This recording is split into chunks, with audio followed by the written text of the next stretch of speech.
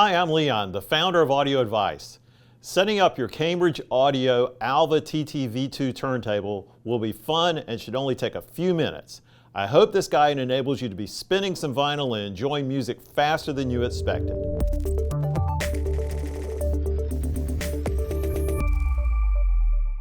The first step is to find a good location for your turntable. If you have large speakers, you don't want to put your turntable right next to them. Having your turntable too close to speakers can cause acoustic feedback, which once you hear it, you'll know you've done something wrong. Help your turntable get off to a good start by putting it on a solid level surface. I suggest you unbox your turntable like I have here, either on the floor or on a table near its final position. Save all the packing because it'll come in handy when you move, and lay everything out so it's easy to get to. Go ahead and put your turntable in the spot you picked out for it. I think it's best to connect everything up before you do final assembly. It's easier to turn things around while the turntable is not fully assembled, and everything should still be protected at this point. The Alva TT V2 comes with a very nice interconnect cable that you'll need to connect up first. So first let's look at the switch actually. There's an output level switch and it says Phono External and Line Alva TT. If you're on line, that means you're going to be using the built-in Phono preamp that's inside your new Alva turntable. That also means the other end of these will connect to an aux input on your powered speakers or amplifier or home theater receiver, whatever you're using. If you want to use a separate phono stage and you want to use one that's designed actually for moving magnet cartridges that has a 47K loading on it, you select this over here where it says Phono External. But for most people, you're going to use it in the line setting over here. So then the cables, and ours actually were missing a little label. They should have a red line on each end, a little red rubber band. And the red goes into the red slot, just like that, and the white goes in there. And then you should connect them to your high-level input on your other end, be it speakers, home theater receiver, integrated amp, or whatever. If you are going to use the separate phono stage, you will need to connect the ground wire, which is this piece right here, and it just slides under here, and you tighten it down. There's no need to do that if you're using it in this position where you're using the built-in phono preamp. Next, we're going to plug in the power. Really simple. Comes with a nice power cord. And then here on the rear, we just plug it in right there and make sure it's in tight because it's a tight fit. And then you're done with the back side of your turntable. Next, I've already got everything taken apart here. You're going to want to put the platter on. The platter is really heavy. It weighs almost 5 pounds. So just center it up on the bearing and gently lower it. Give it a spin, and you're done with that part. Now we're going to go to the tone arm. And your tone arm will be locked down. There's a little twisty tie here you're going to take off. And then this is your head shell, and it's already got the cartridge pre-mounted and aligned. So all you need to do to set this up is take off the stylus guard, lift it straight up. Keep this. You're going to want to keep this in a safe place because this is the fragile part of your turntable.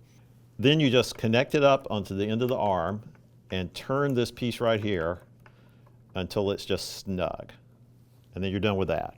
Okay, so now we're going to put the counterweight on the back of the tone arm, and it's got a front side and a back side. The front side is the one that has the little lines on it and that moves. So slide this onto the back of the arm and just slide it on a little bit. It will twist on.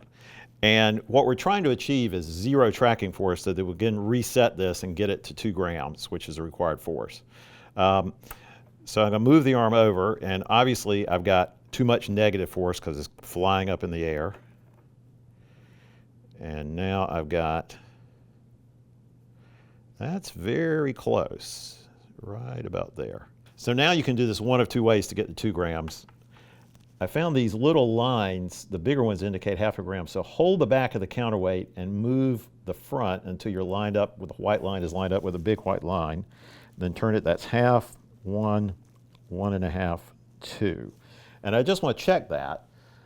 Cambridge supplies a nice little Ortofon stylus pressure gauge with this, so we're going to check that now. And if you look at this, it's got numbers on it. You can see there's a little 2 right here, and that we want to set the stylus down right in that little slot where it says 2. So we got to first line this up with the tone arm. There. You can see the bottom of that gauge is floating parallel to the record surface. That means we're set at 2 grams. Then raise your lever back up, lock your arm down, and now all we have to do is set the anti-skate. and there's a tiny little dot here, and there's numbers on here, and we want to move this until 2 lines up with the dot. And then we are done. We are ready to play a record.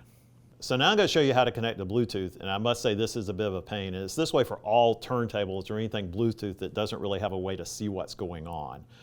You'll need to turn off any television, any cell phone, any iPad, anything in your home that can be paired with Bluetooth. We find TVs are pretty aggressive in that, so just turn all your TVs off.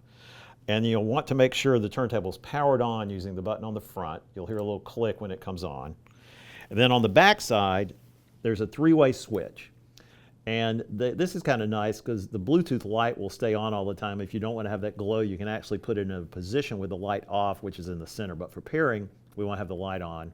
And you hold down the pairing button until the light starts flashing slowly. And then once it's paired, it will glow solidly. But just make sure you have every other thing in your house turned off and put your Bluetooth speakers or headphones that you're trying to pair with it as close to it as you can. Before we first play the record, we're going to install the dust cover. There's 2 little pieces that came with your turntable, and there's little slots back here in the back. It's pretty obvious how they go into the slots. Just slide them in like this.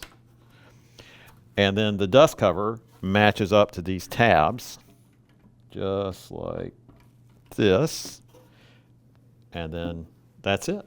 Now to play a record, even though this little light here is slightly glowing, you first have to turn it on, and you'll hear a click. And then you select 33. As you can see, this doesn't jump up to speed like a regular direct drive. It takes its time, which I think is kind of neat the way they did their direct drive system. Move the arm over to wherever you want, if you want to start at the beginning, right there. And then just gently lower it down. And you're all set. When your record ends, simply use the cueing lever to lift up the arm, move it back to its rest. I like to lock it down, and then you can just turn it off pressing the 33 button.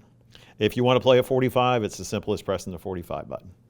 I hope this video helped you get your Alva TT V2 set up in a snap and you're enjoying some vinyl. Audio Advice is an authorized dealer of high-performance audio products from great brands all around the world. If you have questions or need audio advice, you can chat with an expert at audioadvice.com, call us, or visit one of our 2 world-class showrooms in Raleigh and Charlotte, North Carolina. Thank you for watching. If you've enjoyed this video, subscribe to our channel to see more content like this posted on a weekly basis. We'll see you next time.